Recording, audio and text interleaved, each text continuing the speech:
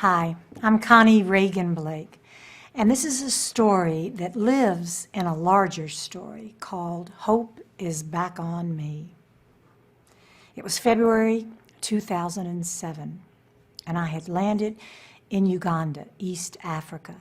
I was walking down the steps of the airplane, and the air, it was light and tropical. There were flowers blooming, bougainvillea, orchids, and a little yellow bird flew by me. And I thought, I am in paradise.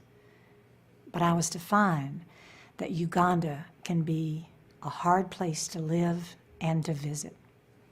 I'd been invited over by two friends. Charles, he's a doctor, and he had been invited to come to work with African doctors on AIDS. Charles concentrated on that. He had done research. His wife, Torkin, went with him with this wonderful attitude of, how can I be of service? She was walking down a dirt path one day, and she saw a woman, a Ugandan woman, sitting beside the path making jewelry. Well, Torkin stopped to watch, and she saw Millie Grace cut out long strips of paper, recycled paper from magazines. She was rolling up the paper, putting a dot of glue on it, and then dropping that bead into a basket. And after she had a whole lot of those beads, Torkin found out that she would string them up, dip them in shellac, hang them to dry, and then eventually, after 2 more dips in the shellac, she would make this beautiful jewelry. Well, Torkin bought 4 necklaces. The next day, she was going to visit a director of an orphanage, and she put on one of the necklaces. When she got to the meeting, the woman went wild over that necklace, so Torkin took it off and gave it to her. Well, the next day, that happened again. And the 3rd day, it happened again. And Torkin thought,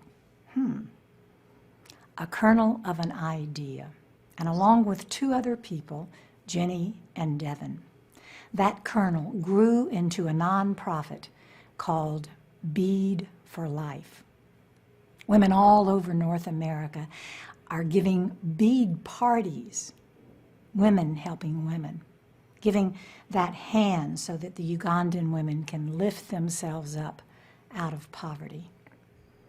Well, Torkin had invited me over to interview some of the women. My first morning there, I was sitting on the porch at the Bead for Life offices, waiting to interview Namakasa Rose. Now, Torkin had told me a little bit about Rose, how she had had a very rough life.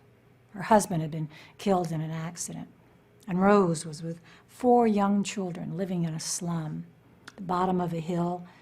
During the rainy season, the water would pour in and sometimes cover the whole dirt floor.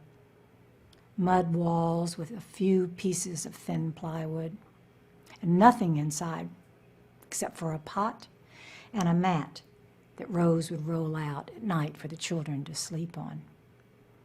Well, the gate opened, and in walked Namakasa Rose. I could hardly believe it was the same woman. She was radiant, smiling.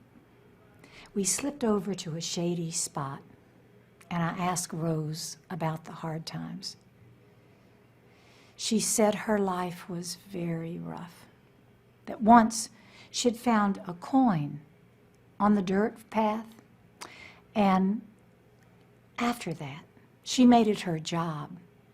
Every morning she would get up at 4 or 5 o'clock, leave those 4 babies sleeping, and she would go out looking for a coin, always her head down, usually to the bars first.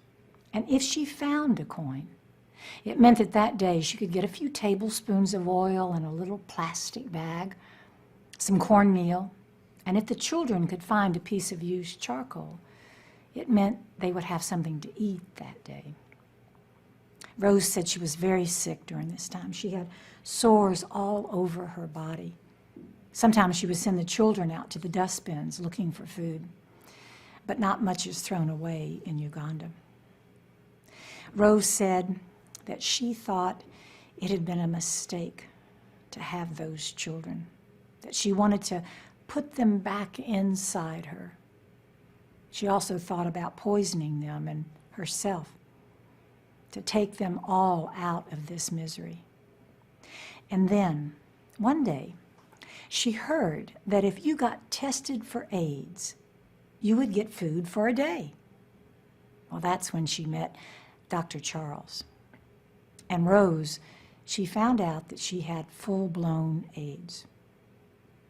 She was sent home with medicine, food to take the medicine, and a clock to know when to take the medicine. Now, for many, hearing that news, it might be one of the worst days of our lives.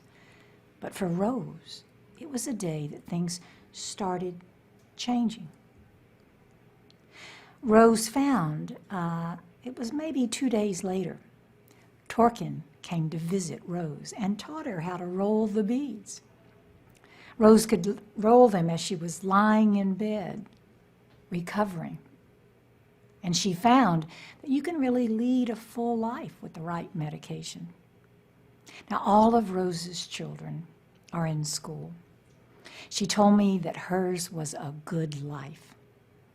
Now, she was the first woman, the first beader that I met in Uganda, and she was the last that I saw. The night before I was to fly out, she came to visit me, and she said, "Connie, I want to thank you for not sitting on your soft chair in America." And she gave me a gift, a little doll made out of raffia. And she said, "Connie, I used to be like this, all squunched up, but now I'm like this. My basket, it is full." And Rose said, "Bead for Life has brushed the dirt from my heart."